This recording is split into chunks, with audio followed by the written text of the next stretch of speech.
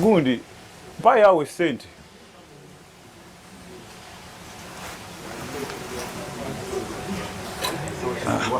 Mpayawo sente. Kansubire nti omuntu alina ebicupuli sente teziba bweziti. When is the right time for Bobi Wine to stand for presidency?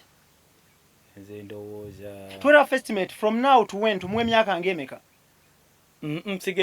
sigenda kumwana budde esawa zino. Lwaki nze musajja wange nnyo nesigenda muwa budde nti lwaki nti omanyi mukwano gwennya gojo mubuze. Oyagala okumanyira how often do you talk to President Museveni? To a rough picture, how often do you talk to the president? Toyogera emirundi emeka ne Museveni. President yesijja kugamba nti oba tutunulira wiki mu wiki oyogera ne president emirundi emeka? Wenna wembanjagalidde nti muzeeyi waliwo embeera eri bweti ne bweti. Okay. Kubanga wonna waba yagalidde wayogera ne Museveni. Okiwulidde naye Museveni nakola ki? Tukizeeyo okiwulire.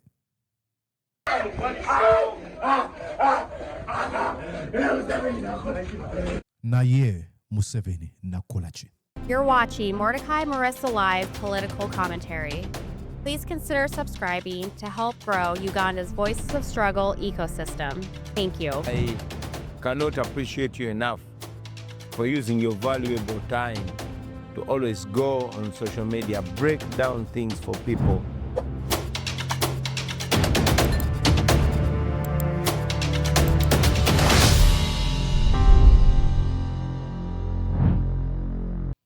And yes, indeed, okusinzira munda mu ggwanga li United States of America, ogamba otya okansubire nti oli bulungi nze Mordecai Marissa, nkwaniza ku mukutu gwa Mordecai Marissa Live. Yonna gy'osinzira okubeera ng'ogoberera nkwebaza nti webale nnyo webalire ddala mu abajja nammwe mbagamba nti welcome aboard. Awangula mbayozayoza ate abayita mu kusomozebwa nakwalira wamu nammwe bagumya. Bijja kuba bulungi. Tugwa musuubi amaanyi gakumire ku kiruubirirwa. Era naawe nkusaba gwe omujja ayinza okuba nga atwala omulundi gw'ogusooka nga YouTube ekuleetedde vidiyo eno mu ngeri eya crazy algorithms bwe zikola. Naawe nkugamba hit the subscription button, liking a vidiyo eno, kigabaneko n'emikwano gyo. Ate gwe abeera wano buli lunaku gambako omuntu ajja atwegatteko. Ndowooza weetegese. Ndowooza weetegese tusimbule. Ndi musanyufu nnyo nti mwenna muli wano twoleka olugendo olukeza abantu emitwalo 4 ku channel. So kunyamba okweza emitwalo 4 bwe tutolekera 5 ng'omwaka tugunaba kuggwa. I think we can do it. What do you think? I think we can. All right. Let's do this right now, ladies and gentlemen. Are you ready? I think you are. All right. So, ladies and gentlemen, Bryan White, and I think I should be very, very categorically clear. Njogera ku Bryan White. I'm not here to celebrate obuzibu omuntu bw'ayitamu. I would never do that. That's on me. Tenyogamba n'abantu neyeeyita mulabe wasisuya nti nina omulabe ali awo nti mulabe wange. I think there are spirits within people, but nga abantu sibalinaako buzibu. So, siri wanene okucelebratinga Bryan White kubanga ayita mu bizibu ebyo. Wabula okubitunira ne tujjamu ekyokuyiga. Kubanga singa celebratinga Bryan White ng'ayita mu buzibu, then mba neeyogeddeko ng'ali self-righteous. Omuntu atuukiridde nga nze yeeramula ku bikolwa byange. Ekyo no kikyamu. Do I want to be righteous? Absolutely. But I don't want to be self-righteous. Saagala kubanga nze yeeramula buli kimu nga nze neetwala nti nze atuukidde. No. So I'm not here to do that. Then nekirala, Bryan White bw'aba alina ensobi z'akoze nga ababadde bamukozeseza ensobi ebyo omwami Museveni. Okucelebratinga nga abantu bayita mu kujeera kye tuyita epicaricus oba schadenfreude mu Lujamani. Eyo mpisa yabo mwami Museveni. Nti bakuba Bobi Wine ajja n'agamba nalabye Bobi Wine baamukubye naye baamukubye bulungi. Now, bwe mba njagala okubeera ow'enjawulo ku Mwami Museveni, sobola okubeera ye kyali. I have to make sure that I carve out myself obutabeera Museveni. So that's why sira nnyo okukakkanya abantu kubavuma kubawemula bintu tuwe bityo ebikolebwa abantu abo. Naye Bryan White. Now, let's talk about Bryan White. Bryan White is a socialite mu Uganda. Yabeera nnyo enfuna nnyingi ng'alumba Bobi Wine. Nga bamukozesa ebintu agenda mu bifo eby'enjawulo. Natumwekengera ffe abantu amanyi ku butya Museveni bwakola. We are always skeptical about a kind of person atujjamu tuga. Who is this guy? I know buyinza bwe buti. Huyo mbu agenze kulaunching initiative ayina abamukwatira emundu flying mu helicopter. Tugamba, which kind of guy? Now, mu Uganda, it's not easy to become a celebrity. Toina choli. Oli chino nga bamufuula celebrity. But I don't know what they were celebrating him for. Never bamufuula celebrity. Atandise okukolagana n'abayimbi ab'enjawulo, mwabagabira ssente n'ebintu ebityo. And the curious mind of people like me and you, I'm sure Gwandaba, twatandika okwebuuza, omusajja ono ensimbi azijjawa? Not that twagala ssente ze, far from it. Naye nga twebuuza, mu Uganda ebonaabona erimu ennaku gye tulabiddemu, omuntu ono agaba ssente bw'ati azijjawa? Of course, okwebuuza kwaffe kwali kusikirizibwa abagagga balala be tulabye kugamba nga ba Bill Gates, ba Warren Buffett, ba Elon Musk, abasajja nga ba Kirumira n'abalala abagagga mu Uganda betalabanga bagaba ssente bwe ziti. Nga tugamba ajjawa amaanyi bwe gati agagaba ssente bwe ziti. Twagenda okukizuula nti bambi ensimbi zino ziyinza okuba ziriko ebibuuzo bingi nnyo, and doubt yaffe n'okubeera skeptical kye twalina luli kimaze okubeera proven olunaku olwaleero. Yaguddwako emisango 8 omuli n'egy'okusaddaako omuntu. But bino byonna saagala subject ebeere ku Bryan White. Njagala twogere nnyo ku system Bryan White ewadde Bryan White eddembe okubeera na bino byonna. Bryan White agenza okutuukamu eno embeera nga azze akola ebikolobero eby'enjawulo nga tewali amukuba ku mukono, kubanga ye system ya Mwami Museveni rewarding abamenyi b'amateeka ate neebonereza abatamenya mateeka. Ye system bweto bweri kye kikyamu kye twogerako buli lunaku. System eyo rewarding abamenyi b'amateeka ate neebonereza abatamenya mateeka. For example, let me give you an example. Bryan White atuuse awo. Let me give you an example before we get there. Waneeno baali reportinga ku mmotoka ya Bryan White eyali etomedde omuntu. Bwe tubuuza nti omusango guno gwakkirawa, bagamba batya? Stephen Ndugusa w'emyaka 3 nga kati mugenzi yabadde agenze okubanja ssente ze yabadde akoledde oluvannyuma lw'okutwalayo omusenyu omunyonyo ku saa 10 mwezi olw'eggulo. Wabula bwe yabadde akomawo yagwiridde ku luserugendo lw'emmotoka z'omugagga amaasamasa ssente Bryan White. Omugagga amaasamasa ssente. Era awo teyavuddewo. Omugenzi yaddusiddwa mu ddwaliro lya Mukwaya General Hospital Nsambya, era ng'eno yatuusiddwayo ng'amaze okufa. Okusinza akatambi akabadde kasaasaana ku mukutu gwa Facebook nga kalaga ekyabaddewo, kalaga omugenzi ng'agudde wansi okuliraana piki ye, era ng'abantu bagezaako okumudduukirira. Ogwo musango bwe tubuuza gwakkirawa?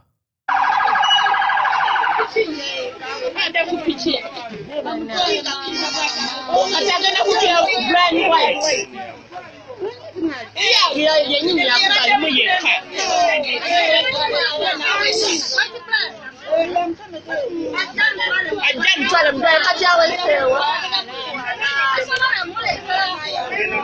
Kyokka oluvannyuma kyazuuse nti omugenzi yatomedde emmotoka ya Bryan White ekika kya Range Rover Sport nga mukatambika n'emmotoka erengerwako ng'etadde mu indicator. Bukedde TV etuuseko ku poliisi y'Ekabalagala nga bano baggudde dde omusango ku Bryan White ogw'okutomera omuntu n'afiirawo, era nga guli ku fayiro namba TAR kasala 3 kasala 218.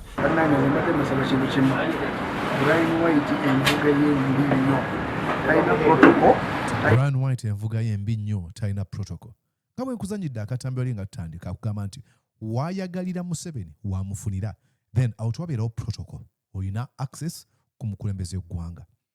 Channels ezibadde ziyitibwamu okusinkana omukulembeze w'eggwanga.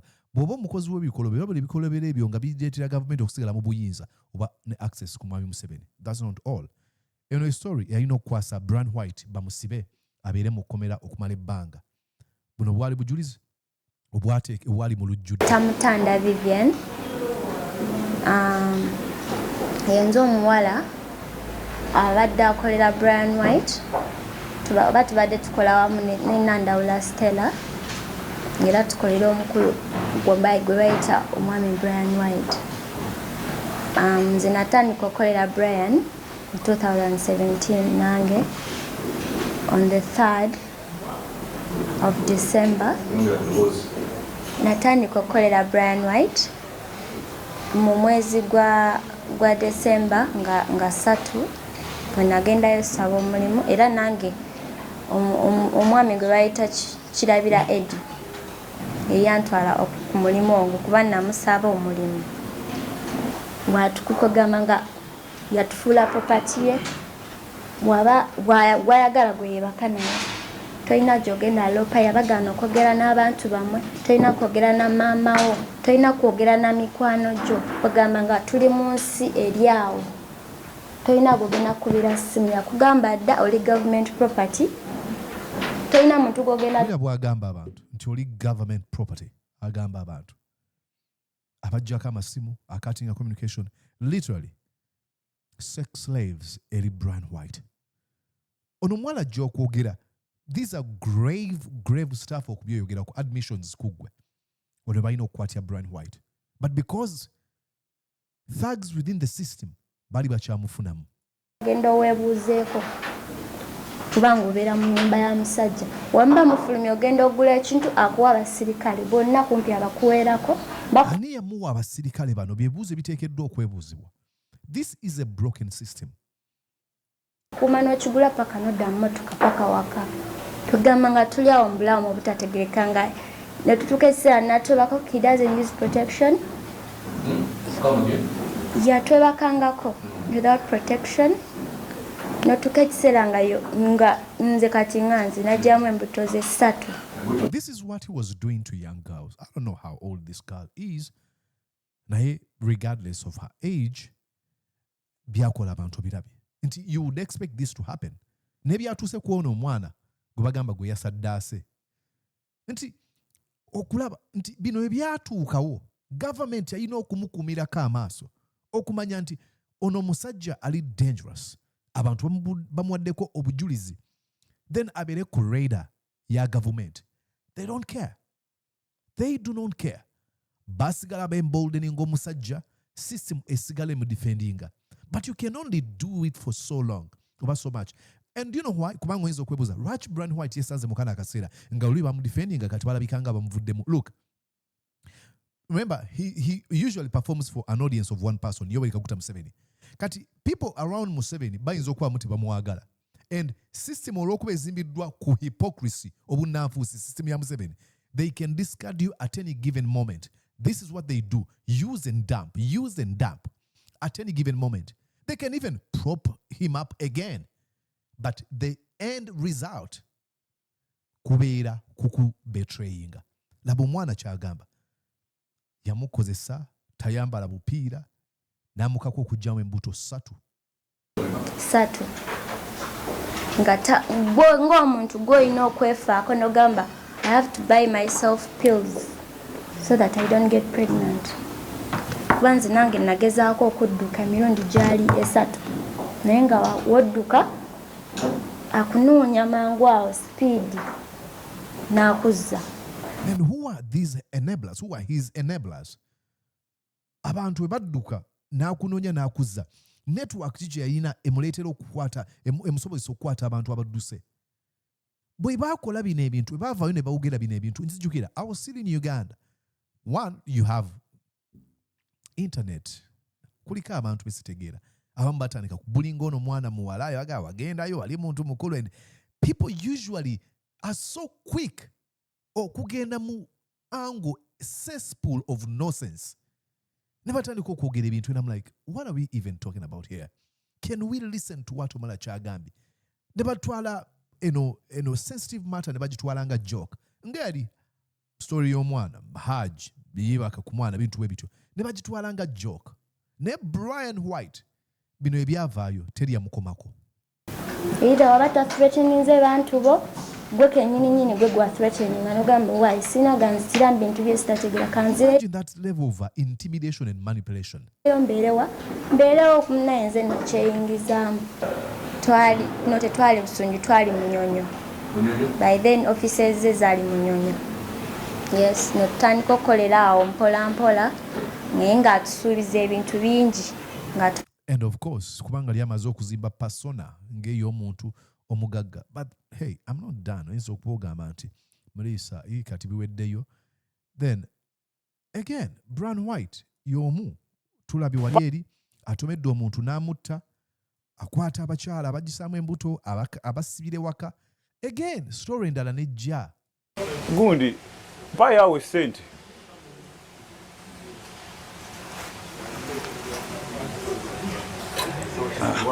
Mpayo awo ssente. Kansuubire nti omuntu alina ebicupuli ssente teziba bwe ziti. Olwaleero ku saa 8 nga bukya ebuziga Bryan White Kirumira akubye omuntu essasi amanyiddwa nga Bitwire Victor. Ladies and gentlemen, yakuba omuntu essasi. Let me show you here. Otegeere no story yaddi. Story eno ekolebwa emyaka 7 emabega. You can see here wansi wano 7 years ago. Abadde ali bweru ng'ali abutaala. Ono nga naye kitegerekese neighbor wa Bryan White. Ne Bryan White wabadde afuluma ekifo kye ku saa 8 okugenda wabadde alina okugenda ngono Bitwire naye akomawo. Bano bombi kitegerekese babadde batamiddemu kati ne batandika obwanyisiganya ebigambo. Kati Bryan White kwe kuwulira obusungu abadde n'emmundu n'akuba essasi mu bbanga. Bw'alikubye mu bbanga bano ono Bitwire Victor nga abadde ne munne private Muzola Koleb ne bataseguka nga badde abatiisa. Abapoliisi bwefaanana kiki ekyo? Wali katimba kansiri, wali mu ddirisa, wano kateni, kisenge, laba faki. Look at that. Jeez, office. What's that? Bakwatira mu horror movie kiki? Nga badde abatiisa kwe kubategeeza nti bafukamire wansi. Najjayo emmundu bwe baganye kwe kukuba Bitwire Victor essasi wano ku mukono gwe ogwa ddyo wano kumpi n'obulago wano. Addusiddwa mu ddwaliro IHK badokita bajeema essasi eryamukubiddwa era ne batutegeeza nti embeera gy'alimu ajja gisukka. Naye nga Bryan White essaawa zino twogerera akumibwa ku police station ey'e Kabalagala era nga guddwako omusango gwa kugezaako kutta muntu. Nga bw'omanyira munnange gwe bakwatidde ku ssimu yaba n'obuzibu naye nze nabadde kutusamalira naye nga kyabadde ku geti yange alinawo omusitulage mutwala kuti lwali omukunya omunaate kale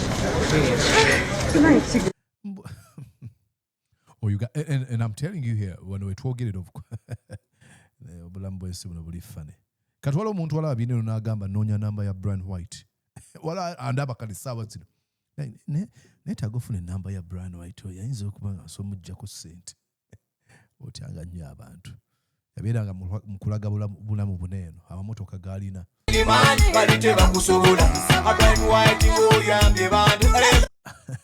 Alaga mmotoka.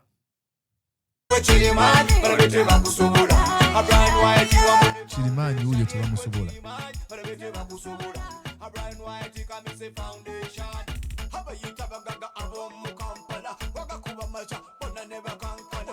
Now, saagala oleme kuntegeera bulungi omuntu wa ddembe okulaga emmotoka ze nga bwe yandyagadde. Absolute, I mean, I'm a big fan of hip hop and abamu ku banyumira engeri gye bayimbamu nga balaga obugagga bwabwe. It might be some sort of compensation. Yes, tetulina kye twali luli, is now I'm making my name. But hey, bweba bintu byo tebiyali buzibu so beera onogamba Mulisa kati omwana kubanga I do not really care. Mutu wa ddembe kikola. But you want to do this and make sure that you keep a good record. Bino byonna byabikozesanga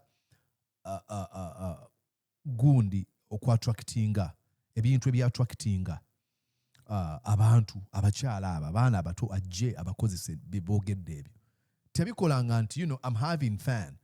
Wano ojja kwekanga nti ojja kugwa ku muyimbi ng'oba Nelly. I love Nelly omuyimbi oyo. mulabe byayimba n'engeri yeeyisaamu biki. But when you try to look at his lifestyle, mulaba bagambe nti abadde ne mukyala we emyaka 20 stuff like that. Obulabe nti bino abikola for showbiz. Tabikola nti ku attracting abakazi. Then ajaba abusing. Abikola just showbiz na kupainting alinnyo, So, bino byonna mbikulaga okulaga nti Bryan White ajja atya okubeeramu ekyo ekifo okuba nti ali untouchable. Bw'agenda mu Arua gye yagenda ne Zari mujjukira. Arua welcomes Zari. Sorry, welcomes Bryan White. Ngani? Agendera mu nnyonyi.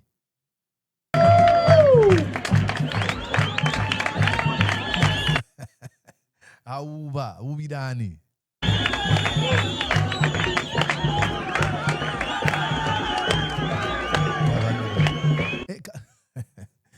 Uganda. Neno big guy naye akubye ekintu bannange. Akubye ekikopo. Kati yali awo ng'akola ki?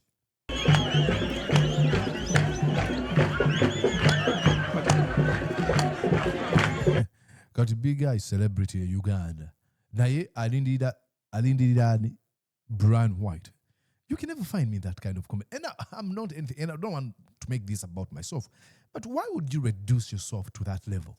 Who is this man? Akwesa bino ebintu byonna byonna.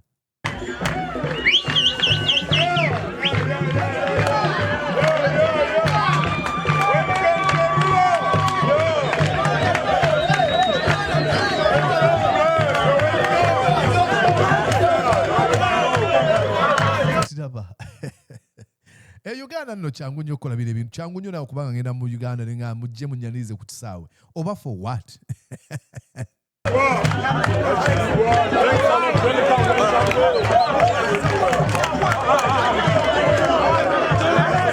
Ekyoli mukulaba mwaka kasaba chita simping. Nobody really cares about him. They don't even care about him.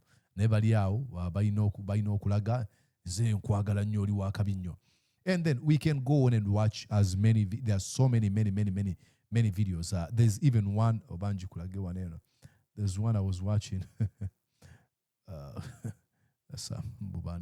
Bryan White Omugaga Bryan Kirumira amanyiddwa nga Bryan White akyankalanyiza ekibuga Arua bw'abadde antuuka. Ono bamwaniriza mu ssanyu nga bamulinze ku ssaawa er'ennyonyi olumusudde n'atambula nga bw'abuuza ku bantu okutuuka bw'ayingidde emmotoka.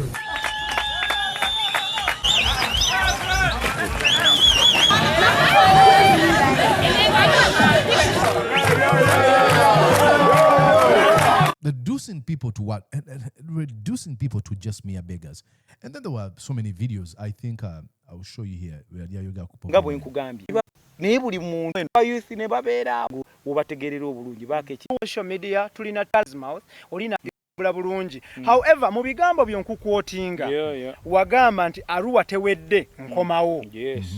Arua eggwaddi oba foundation osobola omukyusa asobola okuwuguka. Bryan genda mu maaso ne byokola ebeere kuyumiriza kena Arua I'm going to tutunulire from the word go bwe wajja e Uganda okutandika okutransforming obulamu bw'abantu Uganda abali ku kamera abatulaba awo tulabira ekintu kyoleta kya agenda kukuba ekigwo lukayo kati gom oli n'avaayo na issuing a statement tia sente mu buliye kyobola ndaba bulaivu wachwe ngandaba nanga tuna bakungambako bigambo bwe biti golaba Bobby Wine nga tuvudde mu bine ebyokubeera awo nti ate bwe nayogera kino ati gwa kimbuziza ayinza okukwata mu ggwanga lino maybe later naye musaawa zino nga tuvudde mu bine ebyokubeera gwe mukulaba okuko ddala ani ayinza okuteekamu ssente golaba Bobby Wine bakuplantinga vaayo ne bagamba you are an implant abantu bava okay njatutunulire tegeera right here okay njatutunulire abantu bavaayo ne bagamba you are an implant bakuplantinga abanene mu government bakuplantinga osiguukulule Bobi Wine okyogerako kyekyo naye kakati gwe ffenna tuli bantu bakulu gwe mukulaba okuko ddala ani ayinza okuteekamu ssente gwolaba Bobi Wine nga tuvudde mu bino ebyokubeera awo nti ate bwe naayogera kino ati gwakimbuuzizza ayinza okukwata mu ggwanga lino maybe later naye mu ssaawa zino asooka atulekemu. Why? This is all of this comes from the proximity to power. Mbira kumpi ne Museveni.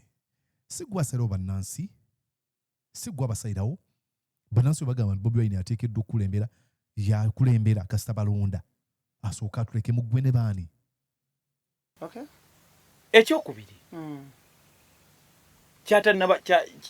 Kyatannaba kusooka kwetegereza nti abantu baakayanira okufuga tebannaba kumanya. Bo bamanyi bino byabagamba nti tulifuna. Bo bamanyi nti omusajja olutuula ku ntebe nga bafunirawo agenda kuba bakonkona mpulu kirabira sente zino mwami gundi naye oli lugituulako bagamba mugawo watulimba amajja galiwo kubanga omuntu asobola kukola interview nga takutteeko mulisa kikimulimu bangi nnyo abavudde ekyaddondo bagamba omusajja atukozesa ebintu ebyekisiru naye tatufaako abaana nja kuba tukuleetera wano jabbala babayitirivu. So basically mucho kyogezako gamba Honorable Robert Kyagulanyi Sentamu is good for the constituency not the whole country. No. Sijja kulimba era Bobi Wine kyayagala okuzannya okubeera kingmaker tajja kisobola. Omanyi nze kimmanyi kyayagala ayagala kuba nga seya agambye agambye tuwebesi jakalulo ayagala kuba kingmaker ebiseera ebyo nabyo byaliwo kati muganda wange ekintu kye bayita eggwanga kinene. Over 100 districts, over 53 tribes, over 45 million we back mutubala. That was the last census. Okay. Ebintu bino ebimu tetugamba nti obusobozi tebubeerawo naye waliwo ekintu ebintu byetulina okusooka okuyiga n'oyiga. When is the right time for Bobi Wine to stand for presidency? Nze ndowooza twera estimate from now to when tumwe emyaka ng'emeka? sigenda kumuwa na budde essaawa zino. Lwaki nze musajja wange nnyo nesigenda muwa budde nti lwaki nti omanyi mukwano gwe nnyo gojja omubuuze. Well, now what we're learning is gwoyogerako essaawa zino bannansi bali mu gamba gwe baagala okubeera nga bakulembere the vast majority, and what we see with you, it is this.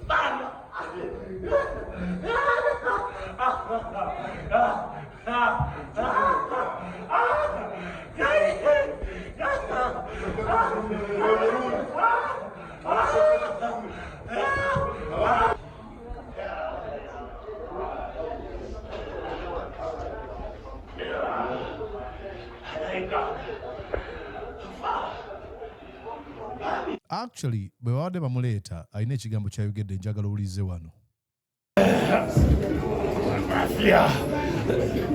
Mbuwa mafia. Mafia ze mu ddwaliro.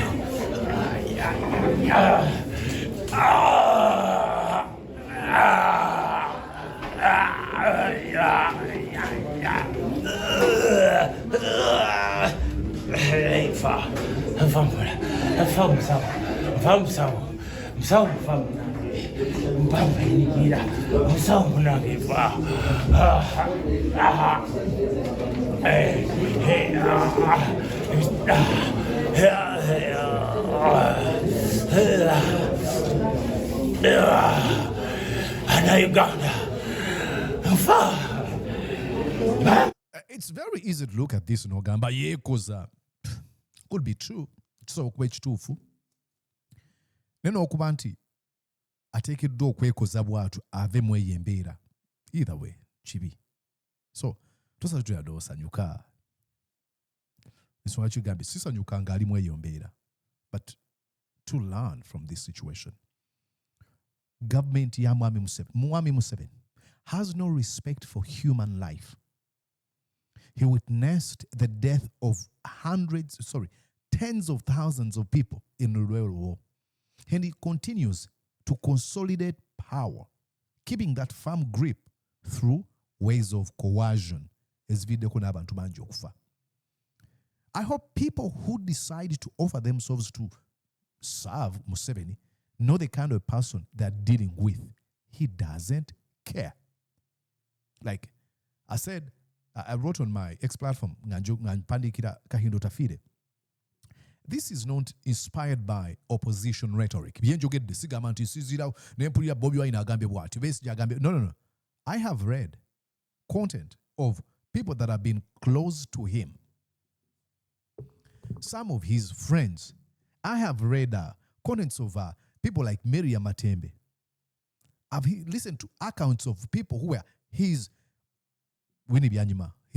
ex-girlfriend. Yakulira makaga ga tata wa Winnie Byanyuma gwe bayita Boniface Byanyuma. Ne video ekyaliwo nga batuwira ku Mwami Museveni. He doesn't care.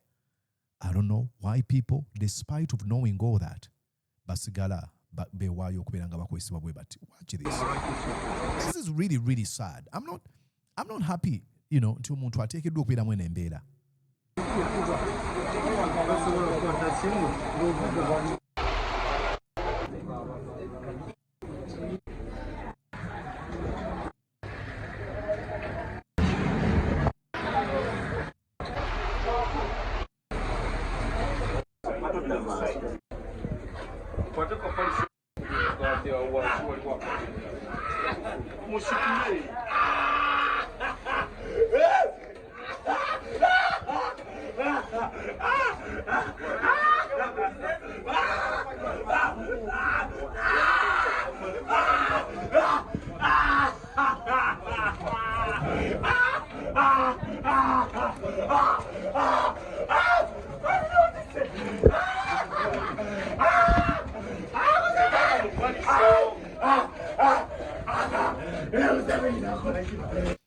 Okiwulidde naye Museveni nakola ki?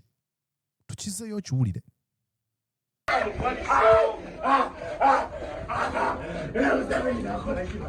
Naye Museveni nakola ki? Video etandise egamba afuna access ku Museveni wamwagalira. Video tugimalize egamba naye Museveni nakola ki? If you really want to know how Museveni operates, period. Nze Mordecai Murisa. Saba Bryan White.